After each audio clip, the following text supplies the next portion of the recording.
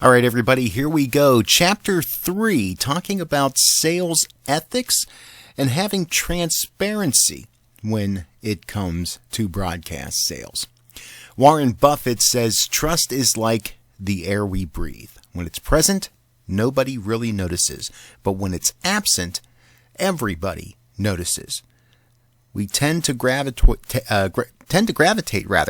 towards noticing the things that are wrong and not paying a lot of attention to things that are right, because when things are right, there's really nothing to notice. Advertisers do not buy from someone that they do not trust. They are not looking for one-night stands. They prefer long-term partnerships. We've talked about the idea that there are relationships when it comes to sales and marketing, and that the foundation for any relationship is going to be trust.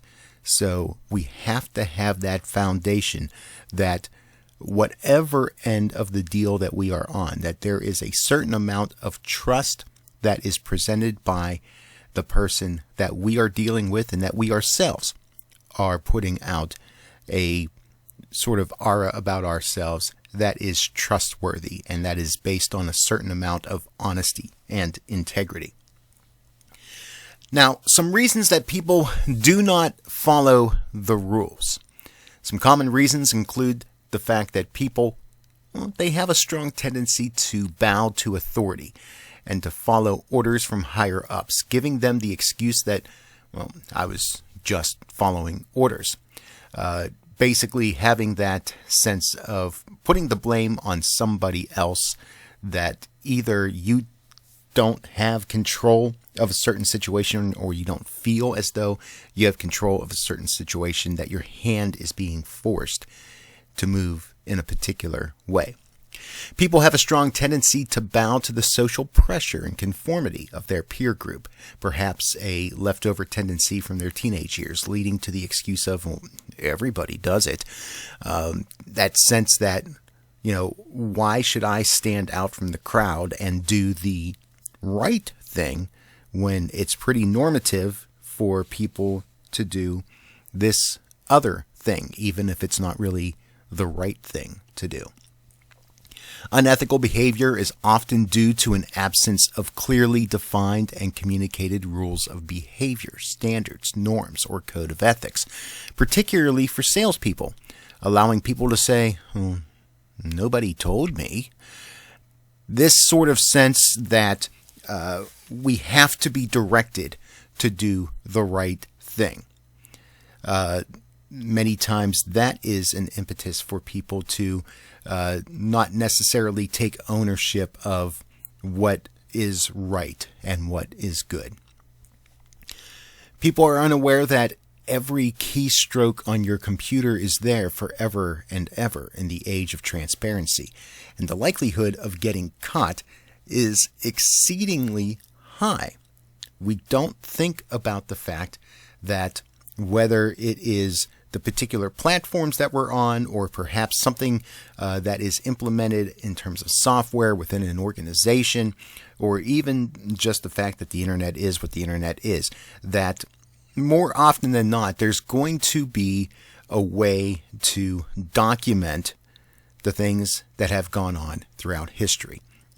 An email or something posted online on a social media platform, someone recording something on a device. There's so many different ways that we chronicle history, and it is very, very realistic to believe that whatever privacy we think we have might not really be as private as we think it really is. So that sense of being ignorant to the idea that someone or something may indeed be watching us, that sense of, well, I can do whatever I want as long as I don't get caught. But more and more, it's going to be likely that one gets caught. Corporate cultures that encourage employees to wink at their company's code of standards or mission statement can justify their actions by saying, no one will know, I won't get caught, mostly because they tend to think that no one's going to watch them and no one's going to call them to account. And perhaps there may even be that sense that corporate may actually kind of expect them to bend the rules. And this sort of dishonesty that is normative and accepted in many workplace environments also creates that sense of distrust. Finally, they believe their celebrity, their fame, their power, maybe it is such in a way that they just feel like they can do whatever they want. The "do you know who I am" syndrome. Or perhaps they've gotten away with something several times before and they feel like they can continue to get away with it ad infinitum. This sense that, things just brush off of them gives them motivation to continue to do things in a dishonest or unethical way.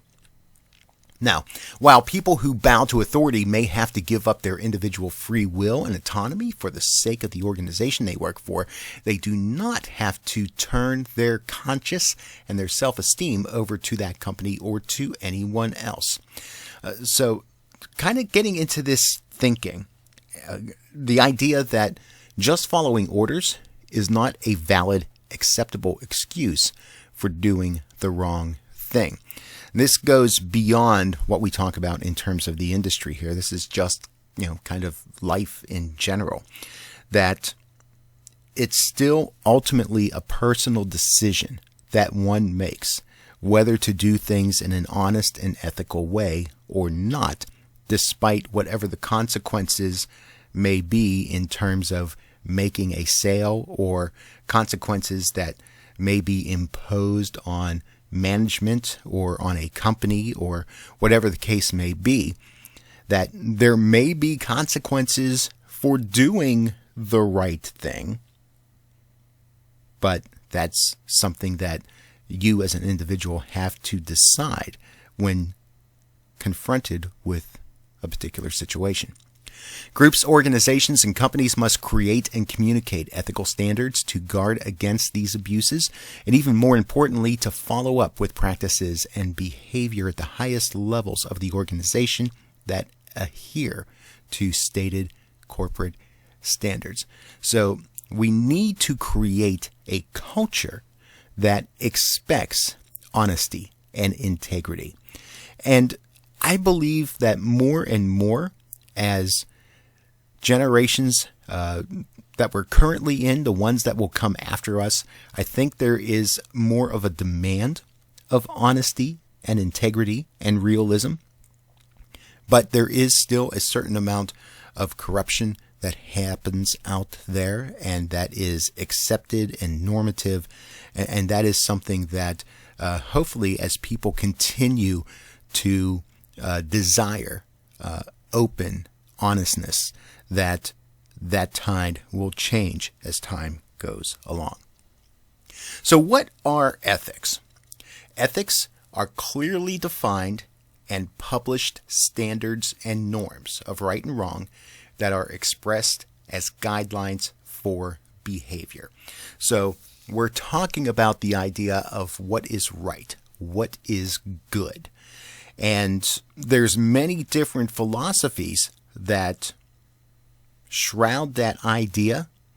Different people have different ethics. We talk about those sorts of things in greater detail in some of our other classes, but in a broad sense, we're kind of looking at what we can generally say a society would believe to be right and good.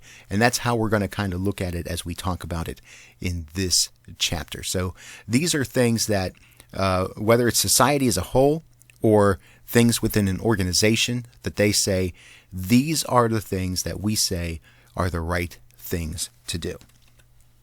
There's three general types of ethical standards. First, most organizations, companies, and professions have written codes of ethics or standards of conduct. Then there's the accepted beliefs and modes of conduct among various social and ethnic groups. And then there's individuals that have their own standards of right and wrong that they use to make daily judgments. Those are based on a combination of deep-seated personal values and beliefs. So there's things that we tend to accept as a society, things we tend to accept as an industry. There's things that we tend to accept in terms of certain subcultures. Perhaps if you're of a certain nationality or one that strongly believes in a certain philosophy or religion. And then there's the things that you just personally hold to be true and right. And all those things have to intermix together in terms of how we operate as a society, and then by extension, how we do business. Why are these ethics and rules important? The public has become increasingly concerned about the ethical behavior of the representatives of our important institutions.